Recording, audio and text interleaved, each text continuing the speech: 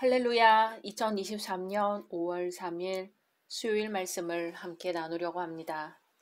먼저 기도하겠습니다. 주님, 이 시간 주님의 말씀을 듣고자 모였습니다.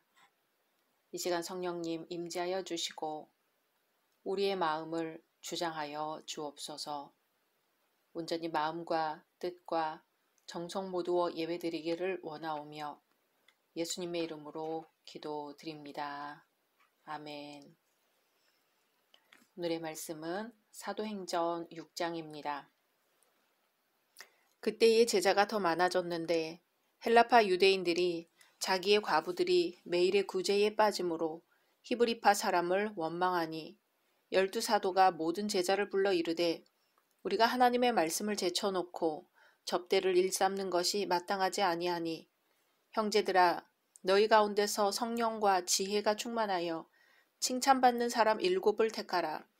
우리가 이 일을 그들에게 맡기고 우리는 오로지 기도하는 일과 말씀 사역에 힘쓰리라 하니 온 무리가 이 말을 기뻐하여 믿음과 성령이 충만한 사람 스데반과 또 빌립과 브로고로와 니가노르와 디몬과 바메나와 유대교에 입교했던 안디옥 사람 니골라를 택하여 사도들 앞에 세우니 사도들이 기도하고 그들에게 안수하니라. 하나님의 말씀이 점점 왕성하여 예루살렘에 있는 제자의 수가 더 심히 많아지고 허다한 제사장의 무리도 이 도에 복종하니라. 스데반이 은혜와 권능이 충만하여 큰 기사와 표적을 민간에 행하니 이른바 자유민들 즉 구레네인, 알렉산드리아인, 길리기아와 아시아에서 온 사람들의 회당에서 어떤 자들이 일어나 스데반과 더불어 논쟁할세. 스데반이 지혜와 성령으로 말함을 그들이 능히 당하지 못하여 사람들을 매수하여 말하게 하되 이 사람이 모세와 하나님을 모독하는 말을 하는 것을 우리가 들었노라 하게 하고 백성과 장로와 서기관들을 충동시켜 와서 잡아가지고 공회에 이르러 거짓 증인들을 세우니 이르되 이 사람이 이 거룩한 곳과 율법을 거슬러 말하기를 마지 아니하는도다.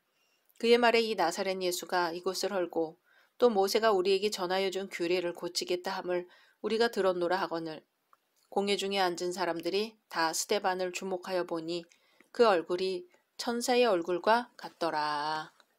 아멘. 오늘은 목회자와 평신도의 역할이라는 제목으로 말씀 나누려고 합니다. 한국 교회는 교회사에서 그 유래를 찾아보기 힘들 만큼 빠른 속도로 부흥하였습니다. 그러나 그러한 양적 부흥 이면에는 수많은 문제들이 산재해 있습니다. 그 중에 대표적인 것은 바로 그리스도인들의 질적인 성숙도입니다.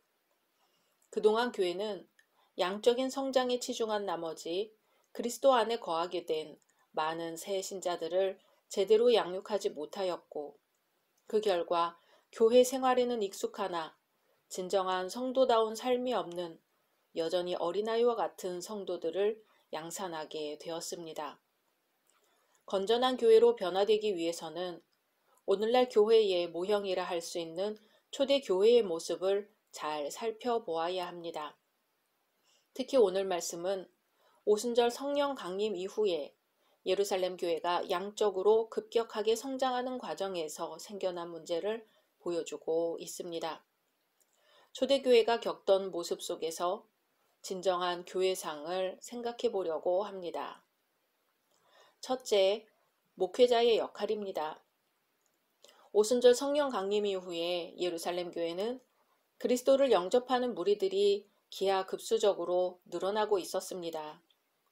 사도들은 예루살렘 교회에서 단지 기도와 복음 전하는 일만 하지는 않았습니다. 그들은 기도와 말씀 전하는 일은 물론 접대하는 일도 행하였습니다. 교인의 수가 많아질수록 적은 수의 사도들이 행해야 할 일은 점점 더 많아지기 시작하였습니다. 그러다가 결국 예루살렘 교회에는 동일한 혜택을 받지 못하던 무리에 의해 원망과 불만의 소리를 들을 수밖에 없었지요. 이러한 불평과 원망은 사도들이 직면한 또 다른 위기에서 비롯되었습니다. 그 위기는 바로 사도들이 자신들의 본연의 임무에서 벗어나 있다는 데서 시작하였습니다.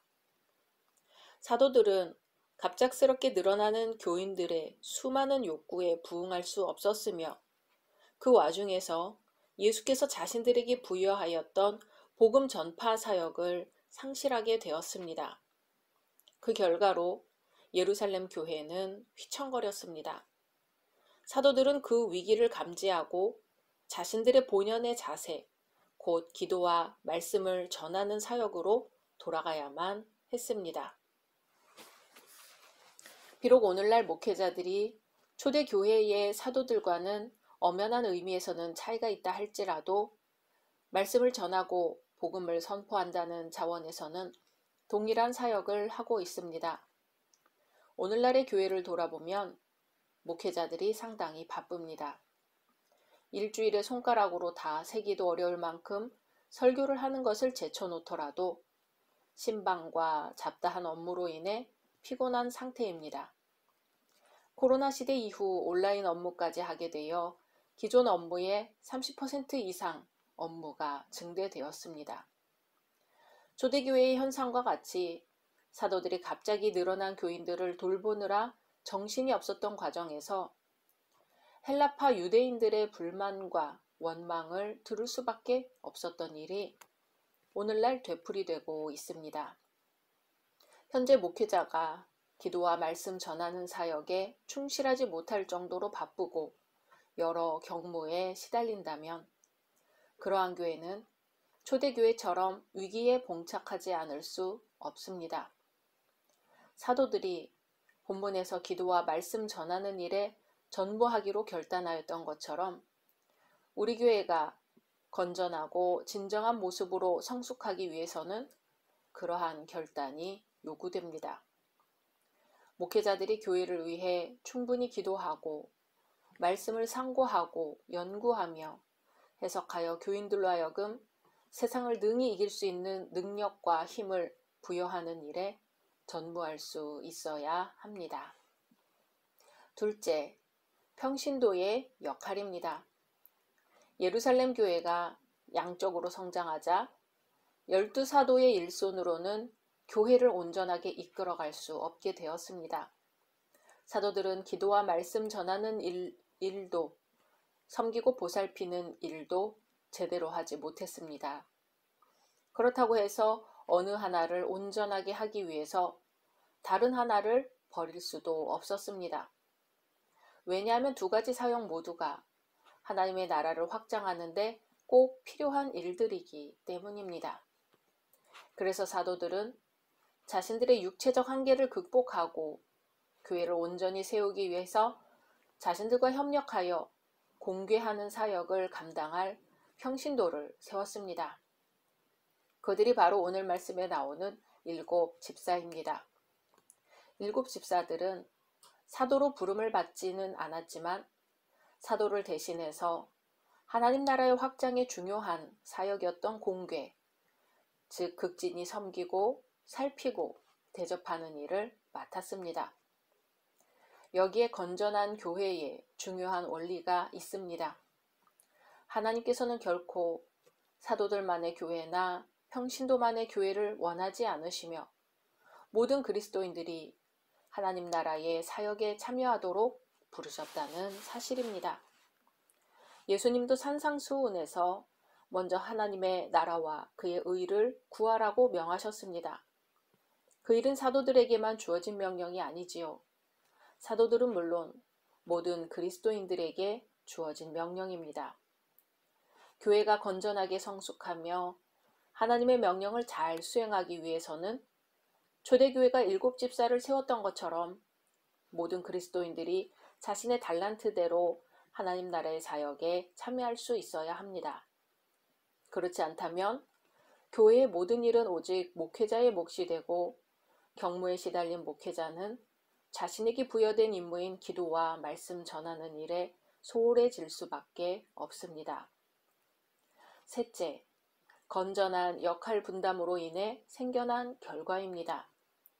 사도들과 일곱 집사의 사역을 구분하게 됨으로 인해서 생겨난 결과는 사람들이 상상하지 못할 정도로 엄청났습니다. 누가는 이 결과에 대해 다음과 같이 기록하고 있습니다. 7절 하나님의 말씀이 점점 왕성하여 예루살렘에 있는 제자의 수가 더 심히 많아지고 허다한 제사장의 무리도 이 도에 복종하니라. 아멘.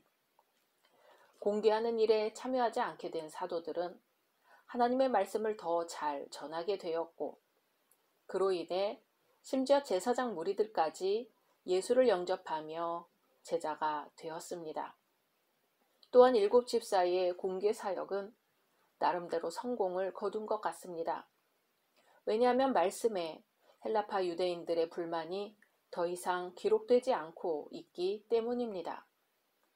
교회의 두 가지 중요한 사역인 기도와 말씀 사역, 그리고 사회복지 사역이 균형을 이루므로 하나님 나라의 복음은 멀리까지 확산되게 되었으며 예루살렘 교회는 양적으로나 질적으로나 큰 부흥을 이루게 되었습니다. 예루살렘 교회의 경우에서 볼 수 있듯이 목회자와 평신도 간의 역할 분담은 교회가 크게 부흥함은 물론 더욱더 강하고 성숙한 그리스도인을 양성하는 결과를 낳게 됩니다. 서로의 역할 분담을 통해 하나님께서 교회에게 부여하신 사명을 잘 성취해 나갈 때 건전하고 성숙한 교회를 이루어 나갈 수 있습니다. 그러므로 이제 모든 성도들은 하나님 나라를 확장하기 위해서 자신의 달란트대로 하나님의 부르심에 응답해야만 합니다. 함께 기도하겠습니다. 하나님, 오늘날도 역사하셔서 말씀 전하는 자로, 기도하는 자로, 봉사하는 자로, 돌보는 자로, 가르치는 자로 여러 가지 은사대로 주님이 맡기신 직분을 감당하게 하시니 감사합니다. 주님께로부터 직분을 받은 모든 이들이 주신 사명을 잘 감당케 하여 주시고 주님의 교회 안에서 모든 사역들이 합하여 하나님께만 영광이 되게 하여 주시옵고 성도들 안에서는 덕이 되어 큰 기쁨과 감사가 넘치게 하옵소서. 직분을 감당할 때에 온유하고 겸손하게 하옵시고 잘못된 것이 있을 때에 고침받게 하옵시고 하나님의 능력으로 기적을 체험하며 살아가게 도와주시옵소서. 예수님의 이름으로 기도드립니다. 아멘.